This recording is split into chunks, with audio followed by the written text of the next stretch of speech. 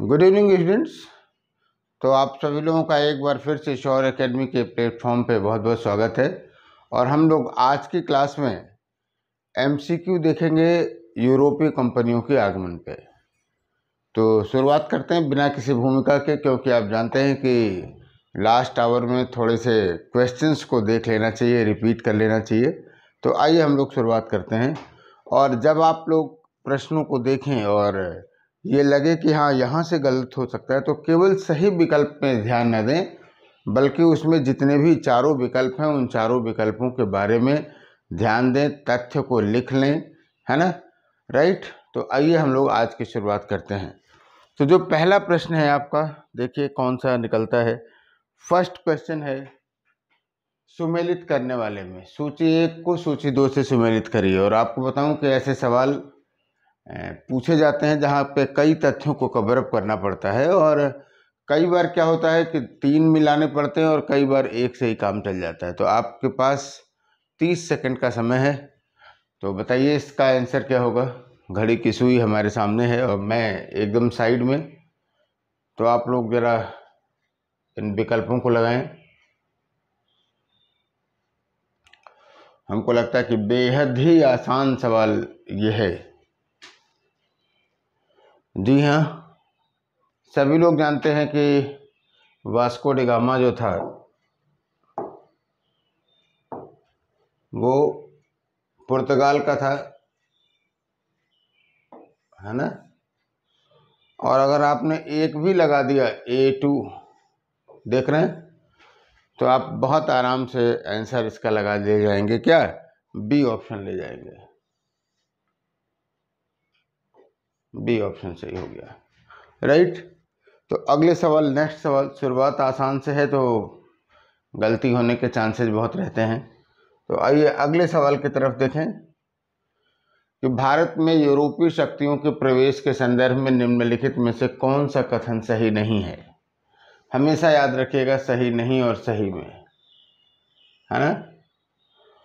तो फिलहाल आपके पास 40 सेकंड का समय है, या 40 सेकंड बहुत होते हैं।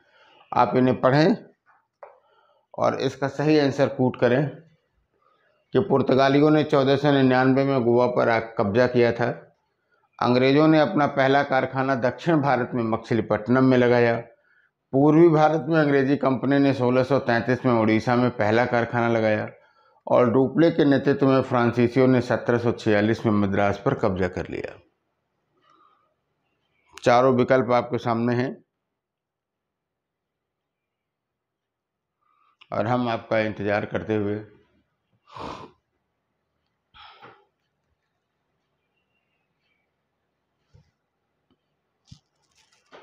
सभी लोग आंसर दें। 30-40 मिनट में हम लोग इन 30 सवालों को हल कर ले जाएंगे, और यही स्पीड होनी भी चाहिए।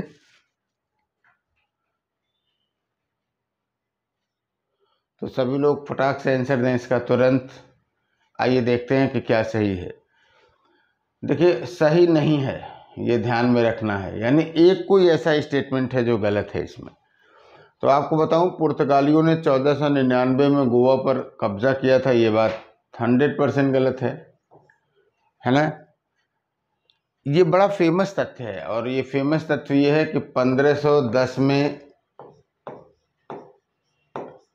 ये यूसुफ आदिल शाह से छीना गया था। ये एग्जैक्ट फैक्ट है, यूसुफ आदिल शाह से छीना गया था।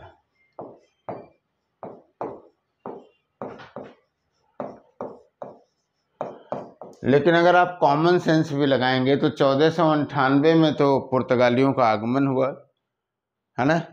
1500 में दोबारा आगमन हुआ, तो कहाँ से वो गोवा पर कब्जा कर ले जाएंगे। यानी ए स्टेटमेंट गलत है, बाकी सारे स्टेटमेंट सही हैं, है ना।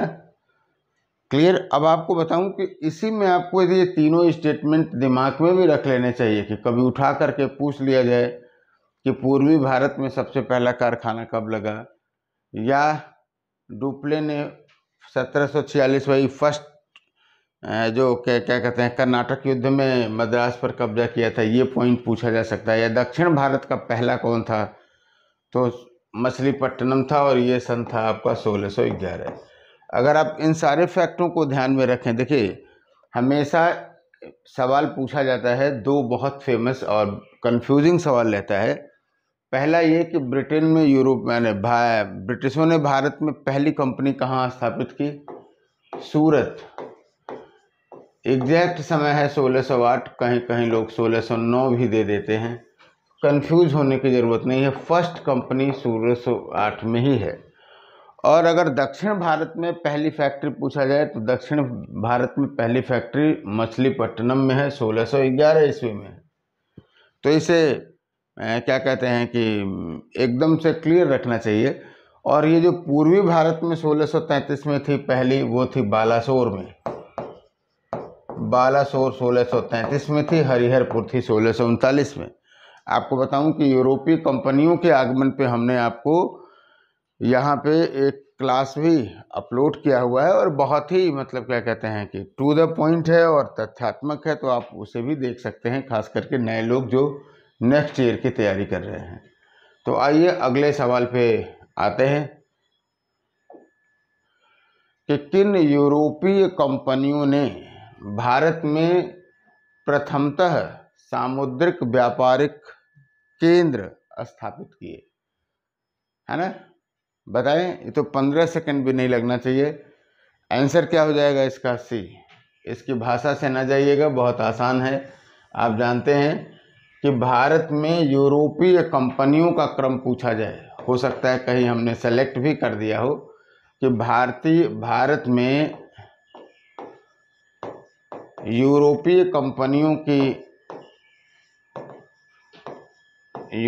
कंपनियों का आगमन का क्रम पूछा जाए, कंपनी के आगमन का क्रम, तो आपको पता होना चाहिए पुर्तगीज, उसके बाद डच, फिर उसके बाद ब्रिटिशर्स, और उसके बाद फ्रेंच, है ना,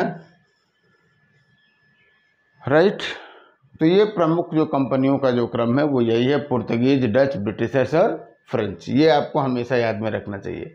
अब यहीं से थोड़ा सा ट्विस्ट ये कर सकता है कि भारतीय कंपनियों की स्थापना का क्रम अगर आप पूछें तो थोड़ा सा बदल जाएगा। पुर्तगीज तो चलिए ठीक है, पुर्तगीज है, फिर ब्रिटिशर्स है, फिर डच है, फिर फ्रेंच है, ऐसे बदल जाता है। तो कौन कौन सी कंपनियां थी, कब स्थापित हुई, ये ध्यान में रखने की ज़रूरत रहेगी। फिलहाल आइए बात करते हैं अगले में। निम्नलिखित में से कौन कलकत्ता का संस्थापक था। बहुत ही फैक्चुअल और आसान सा सवाल था ये, 15 सेकंड में आपको जवाब देना चाहिए। ये रहा आपका जॉब चारनाक। अब आपको बताएं कि वो कौन कौन से गांव थे। आप चलिए यहीं पे लिख लीजिए कि किन गांवों पर जॉब चारनाक ने कलकत्ता की स्थापना की थी। तो बताइए, 3 गांव थे, तीनों का नाम लिखिए आप लोग। 15 सेकंड का समय आपको दे रहे हैं।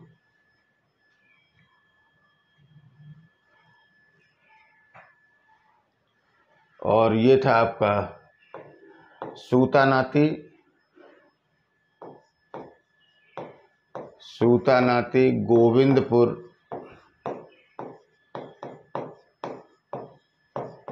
गोविंदपुर और कोलकाता। ये 3 गांव थे, इसलिए बहुत सारे लोग, ये मतलब एक रोचक मामला गया, न्यायालय तक गया कि कलकत्ता की स्थापना जो है चारनाक ने नहीं की थी, क्योंकि कलकत्ता पहले से ही था। लेकिन फिलहाल आप लोग ऐसे मतलब क्या कहते हैं कि विवादों पर ध्यान नहीं दीजिएगा। कलकत्ता की स्थापना जो है सूतानाती, गोविंदपुर और कोलकाता ने किया था। अरे कोलकाता नामक गांव पे हुआ था। और हकीकत क्या थी कि वहाँ पर एक स्थानीय जमींदार शोभा सिंह का नाम आता है। शोभा सिंह ने विद्रोह किया था और उससे कंपनी को क्षति पहुंची थी, इसलिए कंपनी वालों ने अनुमति ले ली, ईस्ट इंडिया कंपनी ने, और अनुमति लेकर के इनकी क्या किया, फोर्टिफिकेशन किया, इसका दुर्गीकरण किया, और यहीं से कोलकाता नाम पड़ा, कोलकाता, राइट। और आपको बताऊं कि यहीं पर कोलकाता में ही फोर्ट विलियम की स्थापना की गई थी। Fort William. अगर आपसे पूछा जाए कि फोर्ट विलियम की स्थापना किसने किया तो कलकत्ता में फोर्ट विलियम कहाँ स्थित था तो आप जानते रहिएगा, कलकत्ता में था, राइट। और इसका पहला अध्यक्ष जो है चार्ल्स आयरकूट के नाम था। ये सब छोटे छोटे फैक्ट हैं जो इससे जुड़े हुए हैं, तो इन सारे तथ्यों को जानते रहिए। कभी हमने डायरेक्ट यहाँ से आपसे पूछ दिया, आपसे ये भी पूछा जा सकता है कि कलकत्ता के संदर्भ में निम्नलिखित में से सही कथन का चयन करें, और फिर वहाँ से सवाल उसने पूछा, और ये जितनी बिंदु हमने आपको बता रहे हैं उन सारे बिंदुओं से प्रश्न बन सकते हैं वहाँ पे, राइट। तो हम उम्मीद करते हैं कि इन सारे तथ्यों को आप लोग ध्यान में रखेंगे। अगले सवाल की तरफ आते हैं। भारत के साथ व्यापार के लिए सर्वप्रथम संयुक्त पूंजी कंपनी किन लोगों ने आरंभ की? पुर्तगीज, डच, फ्रेंच और डेनिश। पुर्तगाली, डच, फ्रेंच और डेनिश। ज्वाइंट स्टॉक कंपनी सबसे पहले किसने स्थापित की थी?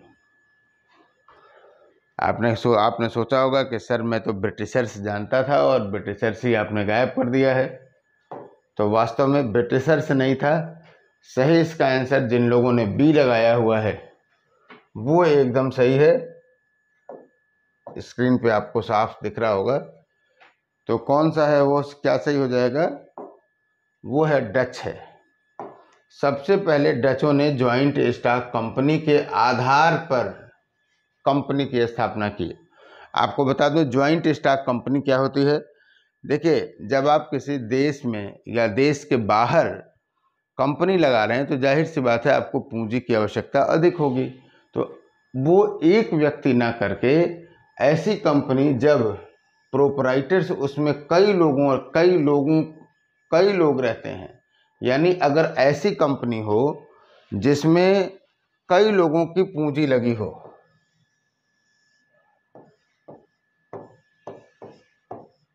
उसे हम लोग क्या कहते हैं? ज्वाइंट स्टॉक कंपनी कहते हैं।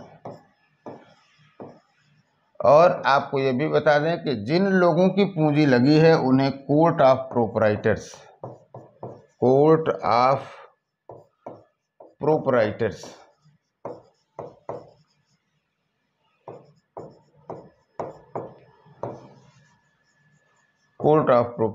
कहा गया, यानी स्वामित्व मंडल प्रोपराइटर्स, राइट। और जाहिर सी बात है, क्योंकि भाई इनमें सब तो अंशधारी है ही, सबका कुछ न कुछ पोर्शन जरूर है। और इस कंपनी को संचालित करने के लिए अगर कहा जाए तो क्या होता था कि ये जो कोर्ट ऑफ प्रोपराइटर्स रहते थे ये सेलेक्ट करते थे किसको? कोर्ट ऑफ डायरेक्टर्स को। कोर्ट ऑफ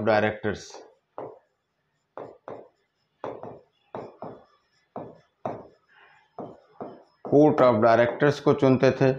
और यही कोर्ट ऑफ डायरेक्टर्स जो होता था, जानते हैं कि कंपनी को संचालित करने का जो है क्या कहते हैं कि मुख्य उत्तरदायित्व तो इसी का होता था। तो ब्रिटिश कंपनी भी कोर्ट ऑफ डायरेक्टर वो थी, संयुक्त पूंजी कंपनी थी, और ये भी थी जो थी क्या थी कि संयुक्त पूंजी कंपनी थी, राइट। आगे चलते हैं अगले सवाल पे। निम्नलिखित में से किसे भारत में व्यापार करने का सबसे पहले अधिकार पत्र प्राप्त हुआ था? बताएं। थोड़ा सा फैक्चुअल है ये। Levant company, East India company, the company trading to East Indies और ओस्टेंड कंपनी। फैक्चुअल जरूर है, लेकिन ये सवाल आया भी हुआ है, पूछा भी हुआ है, लेकिन हमने सोचा कि ये सवाल फिर से रिपीट कर सकता है, इसलिए यहाँ पे रखा। तो जिन लोगों ने क्वेश्चन पेपर्स को पहले देखा होगा उनके लिए बहुत आसान होगा। बहुत सारे ऐसे क्वेश्चन हैं इसमें जिसमें जो कि रिपीटेड हैं। तो आइए देखते हैं ये कौन सी है। ये है आपकी लीवेंट कंपनी। आपको बता दूं कि सारी कंपनियां भारत में आई समय समय पे, और बाद में वही the United Company of the Merchants trading to the East Indies, जो कि ईस्ट इंडिया कंपनी के नाम से जानी गई, उसी नाम से लास्ट में वो फेमस हुई। तो ये पहली जो कंपनी थी जो भारत में व्यापार करने के लिए आई थी वो कौन थी? लीवेंट कंपनी थी। अगला सवाल, भारत में 1613 ईस्वी में 1613 नहीं है ये, 1608 है ये फैक्चुअल गलत दिया होगा। 1608 में अंग्रेजों ने अपनी पहली फैक्ट्री कहाँ स्थापित की थी? जानबूझ करके लाया गया ये सवाल, सभी लोग जानते हैं, और वो कौन सी है? D option. इसमें कहीं भी जो है कंफ्यूज होने की ज़रूरत नहीं है, सूरत ही पहले था। विलियम हॉकिंस ने इसके लिए प्रयास किया था। याद रखिएगा कि जहांगीर ने सूरत में उन्हें क्या किया था? कंपनी स्थापित करने की अनुमति नहीं दी थी। इसमें भी कई बातें थी, याद रखिएगा, रिमार्केबल बातें हैं कि आप ध्यान में रखें, वहाँ से गलतियाँ होती हैं। कन्फ्यूजन क्यों क्रिएट है आप जानते रहिए कि विलियम हॉकिंस सबसे पहले गया। विलियम हॉकिंस जहांगीर के दरबार में वो पहुंचा जब, तो इसे 400 का मनसब भी दिया गया। जहांगीर से इसने बात भी किया, सब कुछ था, लेकिन पुर्तगालियों की दबाव की वजह से प्रत्यक्षतः इसे कंपनी खोलने की अनुमति नहीं मिली। और फिर आपको बताऊं कि इसने पुर्तगालियों को पराजित किया और फिर जा कर के सूरत में स्थापित किया। तो सूरत के संदर्भ में कोई कन्फ्यूजन रखने की ज़रूरत नहीं है। एक और बात ध्यान में रखने की ज़रूरत है कि अगर हमने कहीं के कोई भी ये पूछ ले कि ईस्ट इंडिया कंपनी का कौन सा सेंटर सबसे ज़्यादा इनकम मतलब आय करता था, तो वो सूरत रखिएगा, है ना। तो सूरत शुरू से ही आप ये कह सकते हैं कि प्रमुख व्यापारिक केंद्र था, और वैसे भी आप जानते हैं कि व्यापारिक वो रहा है, केंद्र रहा है। तो आइए अगले सवाल की बात करते हैं। प्रथम कर्नाटक युद्ध, तृतीय कर्नाटक युद्ध, द्वितीय कर्नाटक युद्ध, प्रथम मैसूर युद्ध। देखिए आपको बताऊं कि जो प्रमुख युद्ध हैं उनका क्रम पता होना चाहिए। हम हमेशा जब पढ़ाते हैं तो बात करते हैं कि युद्ध का कारण, घटनाएं और परिणाम, ये हमेशा याद रखिएगा, यहाँ से सवाल पूछते हैं। क्रम याद रखिए। तो आइए देखते हैं, थोड़ा सा है तो यूरोपीय कंपनियों से है, लेकिन सवाल में थोड़ा सा ट्विस्ट करने का प्रयास किया गया है। 35 सेकंड आपके साथ हैं, आपके पास हैं, आप लगाइए इसका सही आंसर।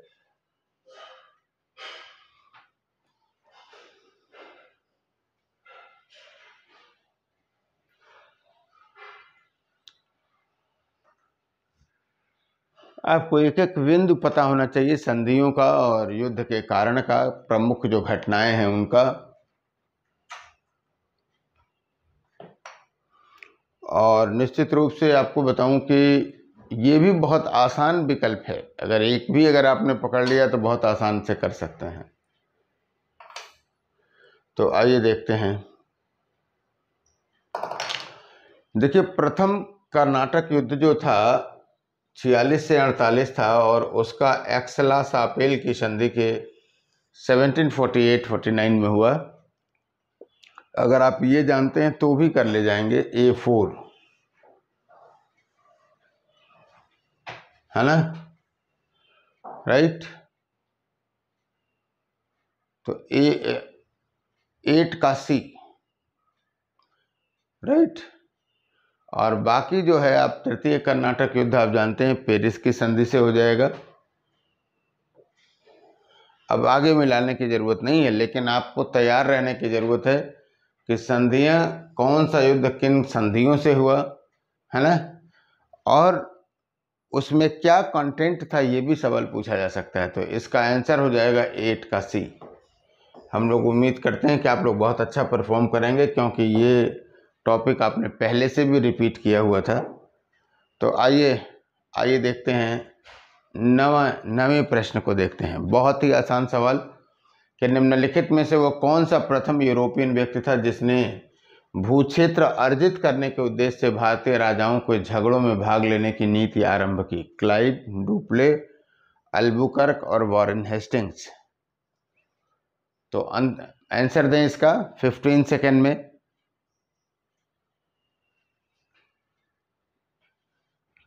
आसान सा सवाल है ये, और इसका आंसर हो जाएगा B, है ना। और वो घटना अगर हम आपसे पूछें कि कहाँ से डुप्ले ने लिया होगा, याद करिए कि प्रथम कर्नाटक युद्ध के दौरान पैराडाइस ने पराजित किया था किसको? महफूज खान को। और वहीं से जो सेंट थोमे का युद्ध है, आपको बताऊं कि ये घटना कहाँ से रिलेट करती है। सेंट थोमे का युद्ध हुआ था, याद करिए, प्रथम कर्नाटक युद्ध के दौरान। और इसमें क्या हुआ था कि पैराडाइस के पास मुश्किल से 200-250 लोगों की संख्या थी, यूरोपीय, और 200-400 आप कह सकते हैं, 600 से 750 के आसपास थी भारतीय सैनिक थे। तो पैराडाइस ने पराजित किया किसको? महफूज खान को। जो महफूज खान था अनीबरुद्दीन का लड़का था, और महफूज खान की सेना लगभग 10,000 की थी। तो पैराडाइस जीता था, महफूज खान पराजित हुआ था सेंट थोमे के युद्ध में। और इसी युद्ध के बाद डुप्ले को ये लगा कि अरे ये तो क्या हो सकता है कि अगर हम भारतीय राज्यों में हस्तक्षेप करें तो वहाँ से हम साम्राज्य बना सकते हैं। इसीलिए माना जाता है कि डुप्ले पहला ऐसा व्यक्ति था जिसने क्या कहते हैं कि साम्राज्य निर्माण की जो है सोचा, सब साम्राज्य निर्माण की बात को सबसे पहले सोचा। आइए अगले सवाल को देखें। मिलान करिए सूची 1 और सूची 2, ये व्यापारिक केंद्र हैं, और व्यापारिक केंद्र को आपको मिलाना है कंपनियों से। Pondicherry, Goa, Travancore, Madras, Dutch, French, Portuguese और डेनिश। तो आइए देखते हैं।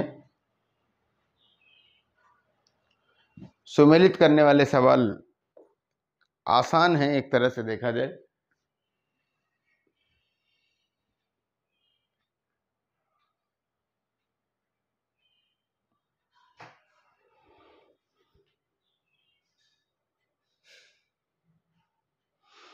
फिफ्टीन सेकेंड में आंसर लगाइए।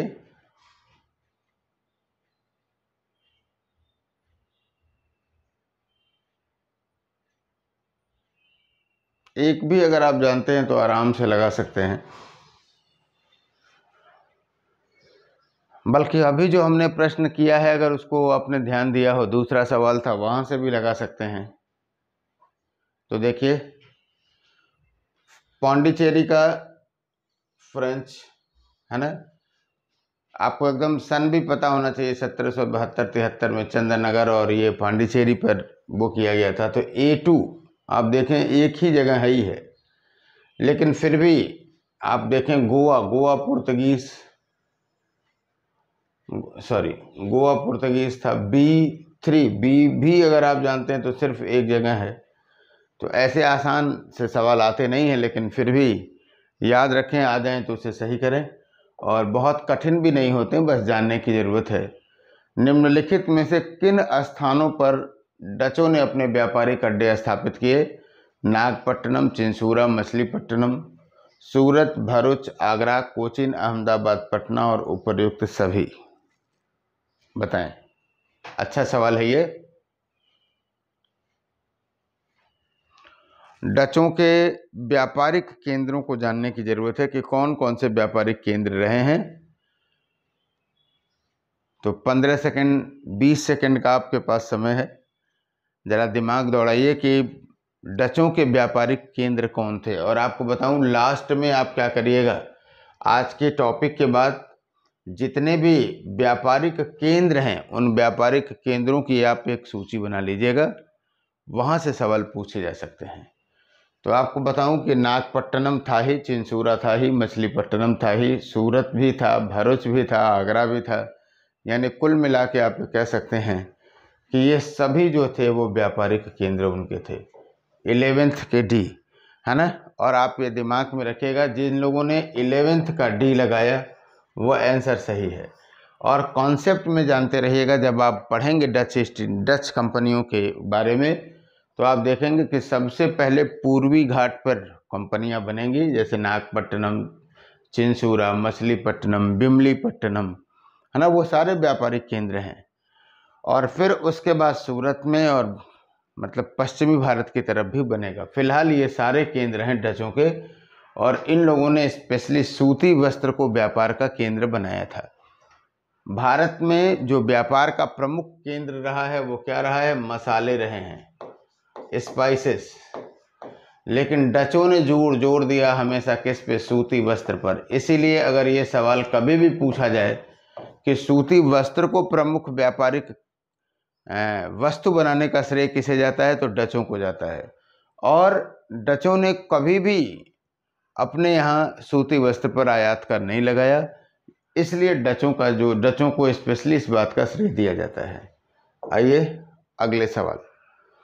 निम्नलिखित पर विचार करें कि मृदा के स्वरूप तथा उपज के गुणों के आधार पर भूमि राजस्व का मूल्यांकन, युद्ध में चलती फिरती तोपें का उपयोग, तंबाकू और लाल मिर्च की खेती, उपर्युक्त में से कौन भारत की देन थी? भारत को ब्रिटिशों की देन थी, तो बताइए जरा।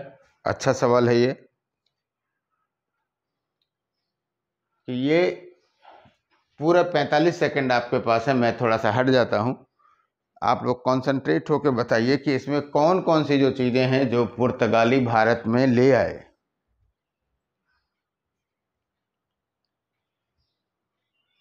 मृदा के स्वरूप और उपज के गुणों के आधार पर भूमि राजस्व का मूल्यांकन, युद्ध में चलती फिरती तोपों का उपयोग, तंबाकू और लाल मिर्च की खेती। इन तीन चीजों में कौन कौन सी चीज ऐसी थी जो कि भारत में अंग्रेज ले आए? तो आपका 30-40 सेकंड हो गया। 40-45 सेकंड में अगर आपको इसका जवाब देना चाहिए। आइए देखते हैं क्या था। देखो, जो मृदा के स्वरूप और उपज के गुणों पर मूल्यांकन, ये तो नहीं था, ये तो मुगलों का ही था। ब्रिटिशों को तो केवल पैसा चाहिए था, भूमि राजस्व एक दर से फिक्स कर दिए, चाहे जमीन कोई भी हो। युद्ध में चलती फिरती तोपों का उपयोग नहीं, ब्रिटिशों से पहले ही भारत में प्रचलन में था। और तंबाकू और लाल मिर्च की जो खेती है वो पुर्तगीज लाए थे, ना कि ब्रिटिशर्स लाए थे। इसलिए इस प्रश्न का आंसर होगा क्या? कोई भी नहीं, नन ऑफ दीज। तो कभी कभी सवाल ट्विस्ट करने वाला रहता है, तो ऐसी अवधारणाएं क्लियर होनी चाहिए, है ना। खास करके व्यापार का स्वरूप है, कंट्रीब्यूशन है, सेंटर है, वहाँ से सवाल पूछे जा सकते हैं। तो बहुत कम लोग लगाए होंगे इसका आंसर। आंसर 12 का डी ऑप्शन। चलिए, और आंसर भी आप लोग इसी तरह से दिया करिए। किसने ईस्ट इंडिया कंपनी के बारे में यह टिप्पणी की कि कंपनी एक असंगति है, परंतु यह उस व्यवस्था का भाग है जहां सब कुछ ही असंगत है? Warren Hastings, G B Macaulay, Lord Clive, Henry Dundas.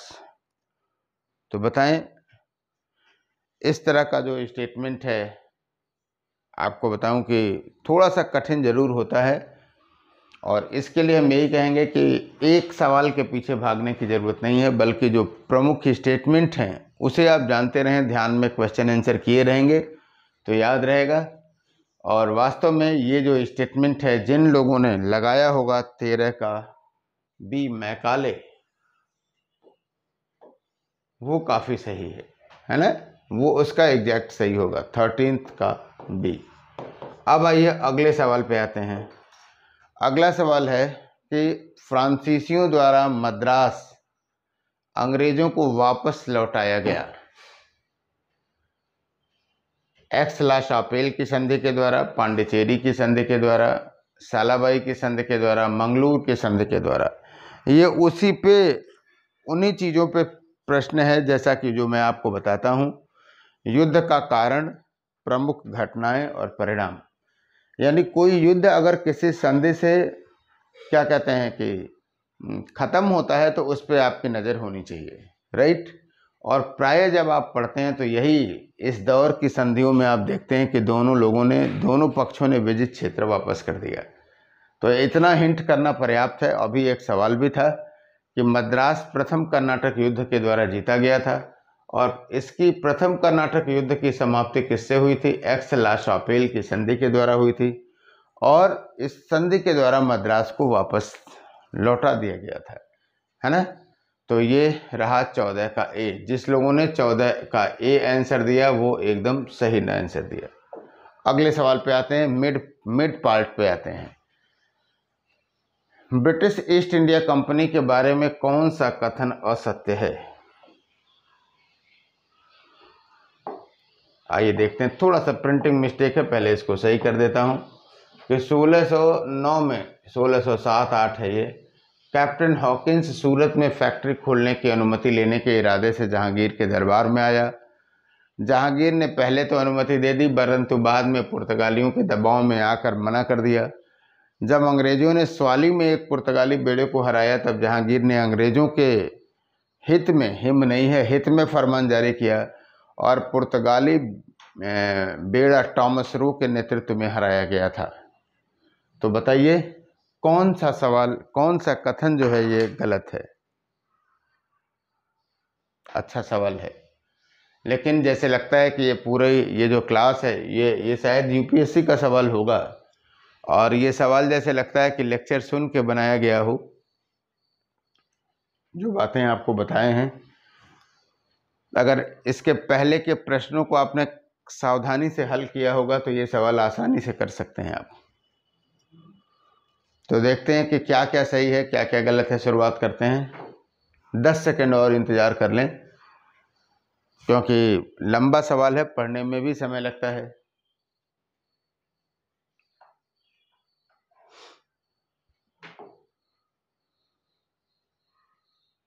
तो आइए देखते हैं। 1608 में कैप्टन हॉकिंस ने सूरत में फैक्ट्री खोलने की अनुमति लेने के इरादे से वह जहांगीर के दरबार में आया। ये बात एकदम सही है। जहांगीर ने अनुमति दी थी, परंतु बाद में पुर्तगालियों के दबाव से इसे रद्द कर दिया। ये भी बात सही है। अभी हमने आपको बताया था कि पुर्तगालियों का डर था। मुग़ल बादशाह को भी लगता था कि सूरत या जो अरब सागर का क्षेत्र है उसमें हज यात्रियों को पुर्तगाली क्या करेंगे, परेशान करेंगे। आप जानते हैं कि शुरू से ही ब्रिटिशों का जो दृष्टिकोण रहा है, अरे क्या कहते हैं कि पुर्तगालियों का जो दृष्टिकोण रहा है वो क्या था, वो हमेशा अरब व्यापारियों को या मुस्लिमों के अगेंस्ट था। तो उसको लगता था कि कहीं ऐसा ना हो जाए कि मुग़ल जो हज शासकों को, हज करने वाले यात्रियों को परेशान करें। इसलिए जहांगीर ने क्या किया था, अनुमति लास्ट में हटा दिया था। जब अंग्रेजों में स्वाली में एक पुर्तगाली बेड़े को हराया, तब जहांगीर ने अंग्रेजों के हित में फरमान जारी किया। ये भी बात सही है। अब जब आपने 3 सही कर लिया तो जाहिर सी बात है चौथा नहीं था। टॉमस रो के नेतृत्व में नहीं हराया गया था, बल्कि हराने वाला जो अधिकारी था वो था बेस्टो था। बेस्टो ने पराजित किया था। तो आंसर क्या हो जाएगा, 15th का डी। 15th का डी ऑप्शन सही होगा। देखते हैं किन किन लोगों का ये सवाल सही रहा होगा। आइए क्वेश्चन नंबर 16। डेनमार्क ने भारतीय व्यापार में हेतु 1620 ईस्वी में किस ज़िले में अपना केंद्र स्थापित किया? थोड़ा सा इसकी भाषा अप एंड डाउन है। डेनमार्क ने है, वो में नहीं है, यानी डेन। आपको बताऊं कि सामान्यतः आप जानते हैं पुर्तगीज, डच, ब्रिटिशर्स, फ्रेंच, लेकिन हमने आपको बताया कि कुछ और भी कंपनियां थी ब्रिटिशर्स के बाद इधर आई, क्या कहते हैं, डेन आई, डेनिश, और सबसे लास्ट में आए थे स्वीडन। तो वहां से सवाल हमने पूछ दिया कि डेनमार्क जो भारत में आई थी, हालांकि बहुत ज़्यादा सर्वाइव नहीं किया था, लेकिन उसका व्यापारिक केंद्र कहाँ था? तो फैक्चुअल है, लेकिन खोजू फैक्चुअल है, और ऐसे सवाल पूछे जा सकते हैं। तो 15 सेकंड में आप लोग बताएं। मालाबार, नागापट्टनम, तंजौर, सूरत। तो वास्तव में इनका जो केंद्र था वो था त्रावणकोर था, तंजौर था, है ना। स्पेशली ये चीन के साथ व्यापार में थे, और आगे चल करके जब उन्होंने क्या कहते हैं कि भारतीय व्यापार में अपने आप को सर्वाइव नहीं कर पाए, तो उन्होंने अपनी सारी कंपनियां ब्रिटिशर्स को दे दी और अपने वो धर्म प्रचार या मिशनरी कार्यक्रमों में लग गया। श्रीरामपुर त्रयी नाम से फेमस रहा है इनका जो एफर्ट था मिशनरीज में, है ना। तो फिलहाल आइए हम लोग बात करते हैं अगले सवाल पे। 16 का सी आंसर सही हो जाएगा। 17वें सवाल आपके सामने है। निम्नलिखित में से किसने 1613 में सूरत में अंग्रेजों द्वारा कारखाना स्थापित करने के लिए फरमान जारी किया? हेतु मतलब किस, एक बार फिर से सुनिए, निम्नलिखित में से किसने 1613 ईस्वी में सूरत में अंग्रेजों द्वारा कारखाना स्थापित करने के लिए फरमान जारी करने हेतु जहांगीर को प्रभावित किया? दो चीज क्लियर कट जानते रहिएगा बहुत अच्छे ढंग से, कंफ्यूजन ना हो जाए इस सवाल से कि 1608 में सूरत में ईस्ट इंडिया कंपनी का कारखाना स्थापित हो चुका था। किसी को कोई सुबह नहीं रहना चाहिए। भारत में पहली ईस्ट इंडिया कंपनी किसने, ईस्ट इंडिया कंपनी का केंद्र कहाँ स्थापित हुआ? वो हो गया क्या, सूरत में 1608 में हुआ। कोई दिक्कत नहीं होनी चाहिए इस पे। लेकिन ये कह रहा है कि आप जानते हो कि 1608 में जहांगीर ने उसे अनुमति नहीं दी थी, तो जो 1613 में जो अनुमति जहांगीर ने जो दोबारा अनुमति दी वो क्यों दी, किस वजह से? तो हमको लगता है कि अगर हमने प्रश्न पढ़ दिया तो उत्तर तो आप आसानी से कर लेंगे, लेकिन फिर भी आपके पास 30 सेकंड रखे हुए हैं कि आप 30 सेकंड में इस प्रश्न को उड़ के पढ़ाएं, बताएं कि क्या आंसर सही होगा।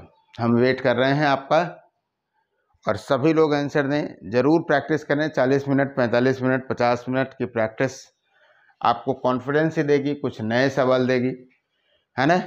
और जब हम किसी एक टॉपिक की बात करते हैं तो हम आपसे एक टॉपिक पे उम्मीद करते हैं कि 80 से 90% सवालों को आप हल करेंगे।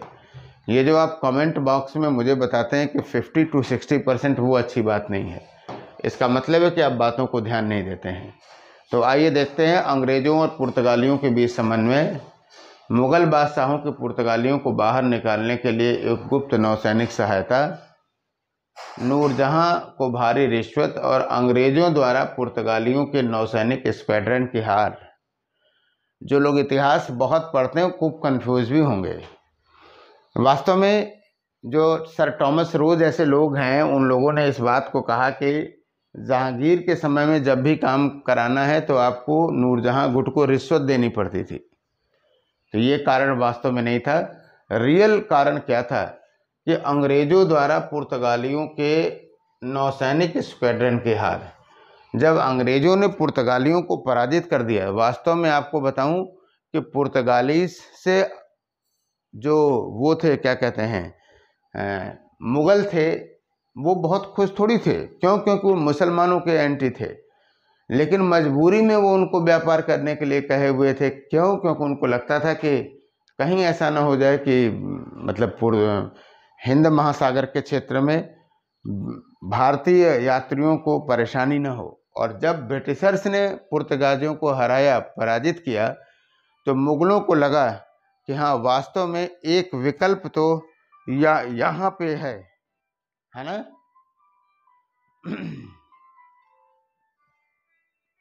राइट। और उसी विकल्प को खोजने का प्रयास किया है, उसी विकल्प को इन्होंने किया इसमें। राइट। तो ये आंसर रहा। अच्छा सवाल था। तो जिन लोगों ने 17 का डी लगाया वो जरूर बताएं कि किसका किसका सही रहा। आइए अगले सवाल। फ्रांसिस्को अल्मीडा ने भारत में ब्लू वाटर पॉलिसी अपनाई। कथन 2। ईस्ट इंडिया कंपनी एक संयुक्त पूंजी कंपनी थी जिसमें एलिजाबेथ ने भी निवेश किया था। देखिए, पहला स्टेटमेंट पुर्तगीज पे था और दूसरा स्टेटमेंट है ईस्ट इंडिया कंपनी के में। आप बताएं केवल एक सही है, केवल दो सही है, दोनों कथन सही है, दोनों कथन गलत है। 30 सेकेंड्स का आपके पास समय है, आप बताएं।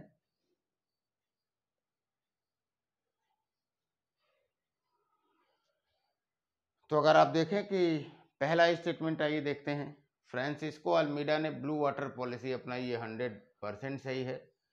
और जो ब्लू वाटर पॉलिसी थी उसका उद्देश्य ये था, उसका थीम ये था कि हमें हिंद महासागर पे या जल पे नियंत्रण स्थापित कर लेना है।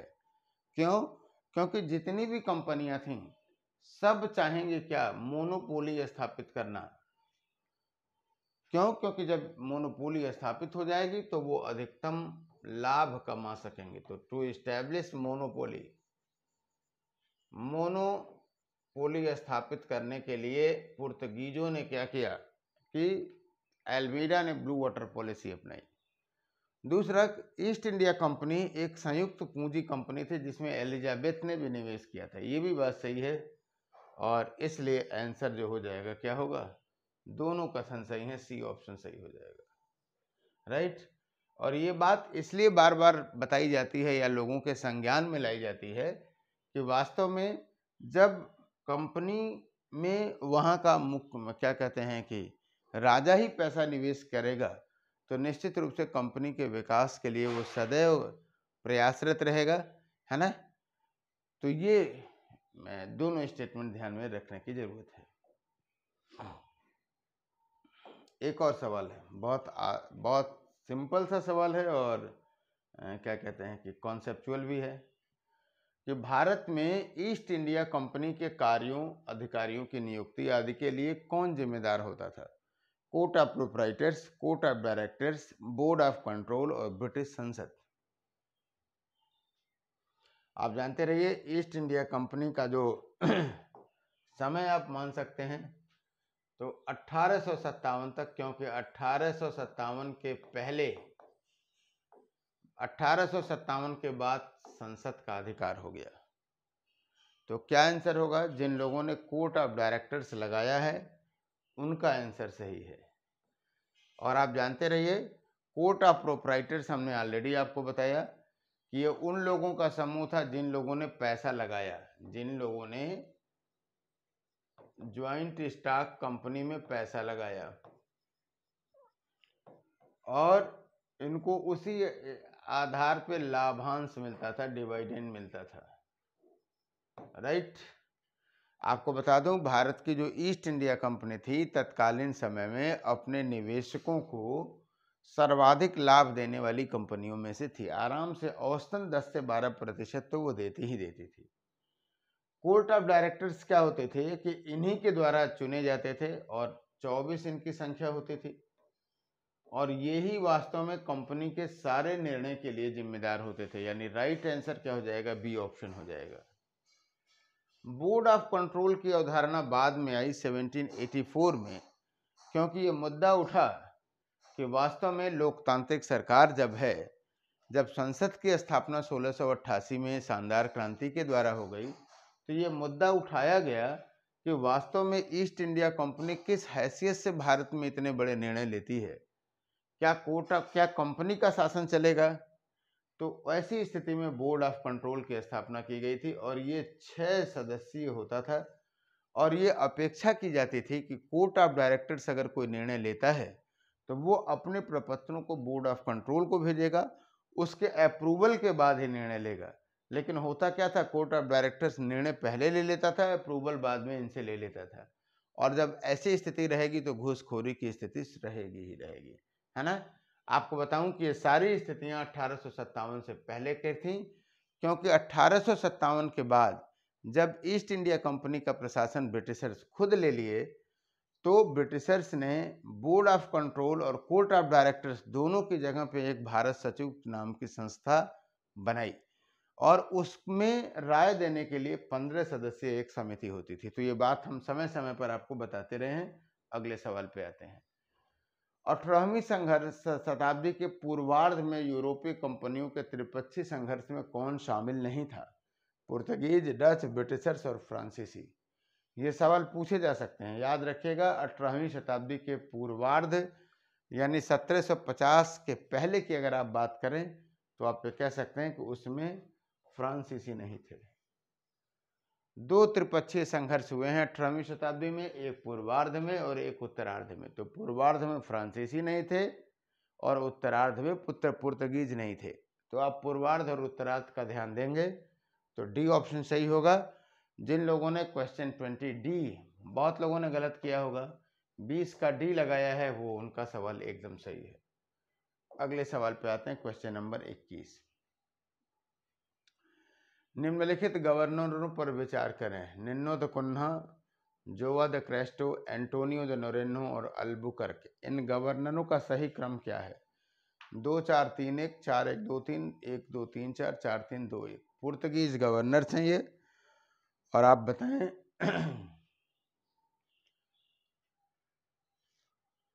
सॉरी, ऐसे सवाल आते हैं आपसे, जरूर ध्यान में रखना चाहिए। तो ये सवाल हो गया आपका। देखिए सबसे पहले है अल्बुकर्क,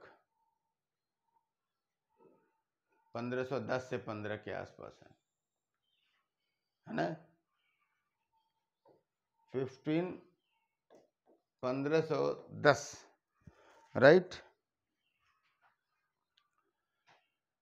अल्बुकर्क के बाद निन्नो द कुन्हा है। 4 अगर आप देखें तो 2 में है ये और ये।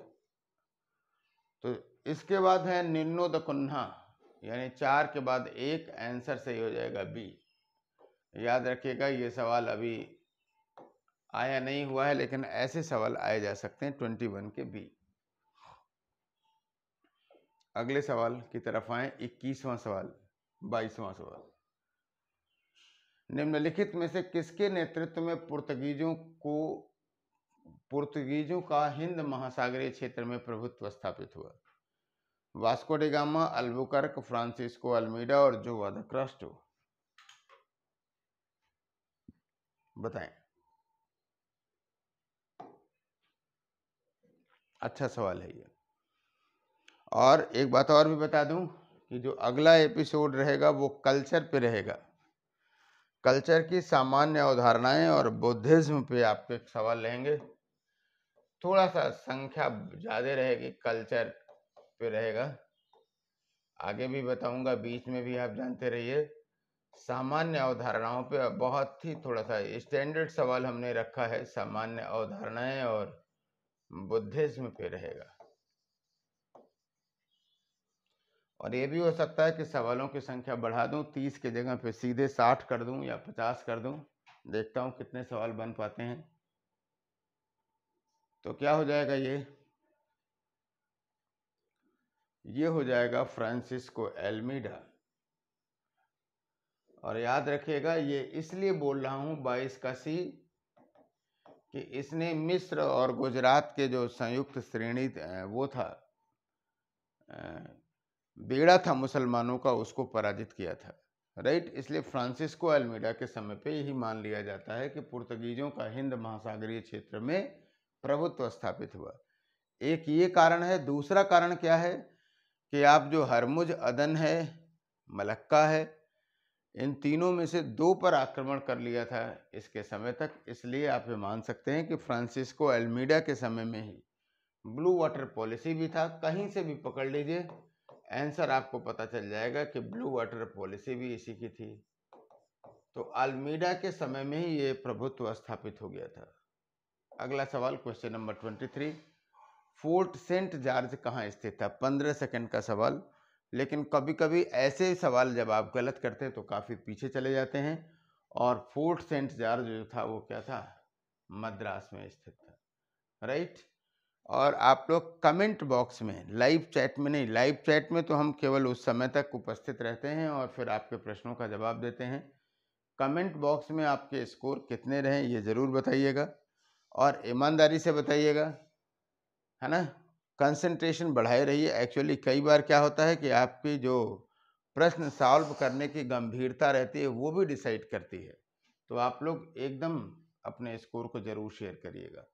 क्वेश्चन नंबर 24, ब्रिटिशों को सुनहरा फरमान किसने दिया? यूसुफ आदिल शाह, मोहम्मद अब्दुल्ला कुतुब शाह, फारूक शेर और मोहम्मद शाह। जल्दी से बताएं, 20 सेकंड आपके पास समय है। और जो फरमान मिले यूरोपीय कंपनियों में, यूरोपीय कंपनियों को, खास करके ब्रिटिशर्स का तो जानना ही चाहिए, सभी का जानना चाहिए। यहाँ से सवाल पूछते ही पूछते हैं। तो आइए, बहुत सारे लोगों ने सी जरूर लगाया होगा, लेकिन वास्तव में सही क्या है? मोहम्मद अब्दुल्ला कुतुब शाह। 1632 का कुतुब शाह का फरमान है, 1632 में। और वो ये था कि 500 पैगोड़ा देने के बाद आपकी स्वर्ण मुद्रा थी। 500 मुद्रा के बाद आपको गोलकुंडा राज्य में जो है क्या कहते हैं कि व्यापार करने की, कर मुक्त व्यापार करने की अनुमति प्रदान कर दी जाएगी। मोहम्मद अब्दुल्ला कुतुब शाह गोलकुंडा का शासक था, उसने प्रदान किया था। राइट, चलें अगले सवाल की तरफ आते हैं। क्वेश्चन नंबर 25, निम्नलिखित में से कौन सी कंपनी सबसे बाद में आई? तो मैंने आपको बताया कि अब तक ये सब सवाल सेट नहीं हुआ है, तो हमेशा हम लोग जब पढ़ाते हैं या लोग जो देखते हैं वो पुर्तगीज, डच, ब्रिटिशर्स और फ्रेंच रखते हैं। तो अगर इन चारों में देखोगे तो फ्रेंच सबसे बाद में आया, लेकिन जब डेनिश और स्वीडिश की बात आ जाएगी तो सबसे बाद में आया कौन? स्वीडन का आया, 1700 समथिंग में आया, 18वीं शताब्दी में आप कह सकते हैं, 1717, 19, 18 में आया। तो एग्जैक्ट अगर आपके पास सन ना भी हो तो आपको पता होना चाहिए कि स्वीडिश कंपनी सबसे लास्ट में आई। क्वेश्चन नंबर 26, निम्नलिखित में से ईस्ट इंडिया कंपनी किस चीज का भारत से निर्यात करती थी? सूती कपड़ा, नील, कच्चा रेशम और कॉफी, बताएं।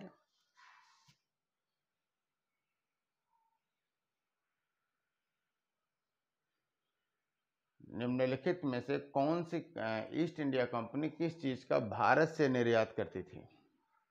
जल्दी बताइए।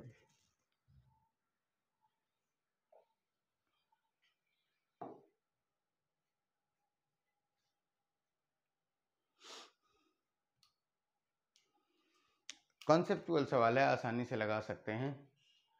देखिए, बहुत सारे लोग सूती कपड़ा को जरूर ध्यान में रखेंगे, लेकिन ईस्ट इंडिया कंपनी सूती कपड़े के व्यापार को हतोत्साहित करती थी। क्यों? क्योंकि लंकाशायर, यॉर्कशायर का दबाव रहता था वहां से। नील, इंडिगो था ही, कच्चा रेशम था ही, कॉफी था ही। 2, 3, 4 आंसर सही होगा इसका 26 का बी ऑप्शन, है ना? तो किसने किसने सही किया वो जरूर बताएगा। अगले सवाल की बात करते हैं, क्वेश्चन नंबर 29। बस 2-3 सवाल और हैं। फ्रांसीसी राज्य में पांडिचेरी के पूर्व विलयित हो गया था कौन? चंद्रनगर, करिकाल, माहे और उपर्युक्त में से कोई भी नहीं।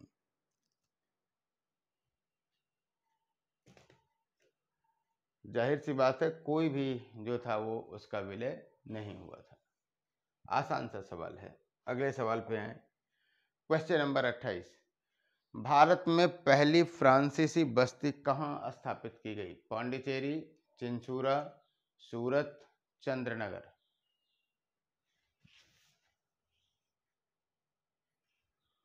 बताएं।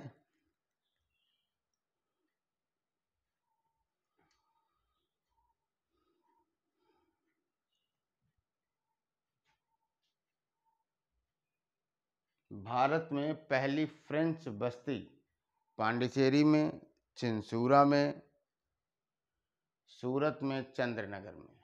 सूरत में स्थापित की गई, है ना? और अब अगले सवाल पे आते हैं। 29 सुमेलित करने वाला है। डच, इंग्लिश, पुर्तगीज, फ्रेंच, और यहाँ उनके मुख्यालय दिए हुए हैं, गोवा, पुलिकट, हुगली, चिंसूरा।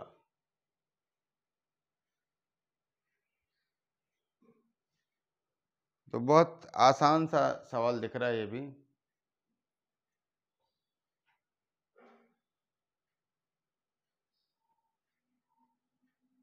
बताएं, जल्दी लगाएं।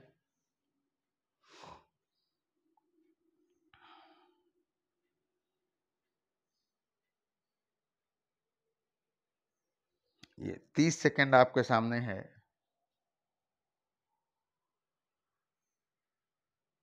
व्यापारिक कंपनियां और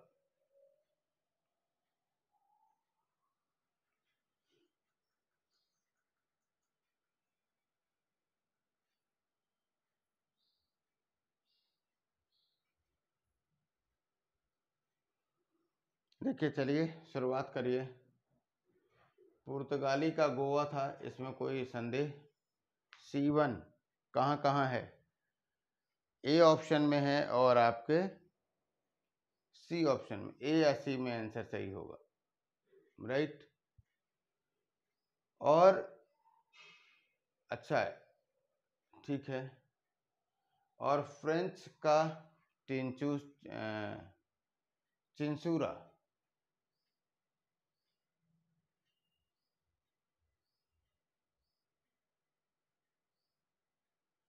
तो क्या आंसर सही हो जाएगा इसका? सी ऑप्शन सही होगा, राइट। ब्रिटिशर्स का हुगली, B2 कर दीजिए। नहीं, B2।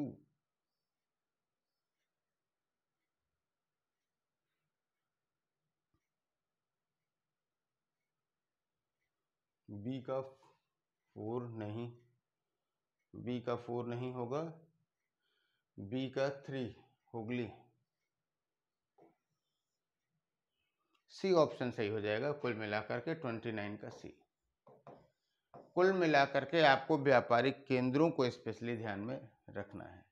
आइए लास्ट देखिए कि कौन सही सुमेलित हैं। ये कंपनियों के नाम हैं।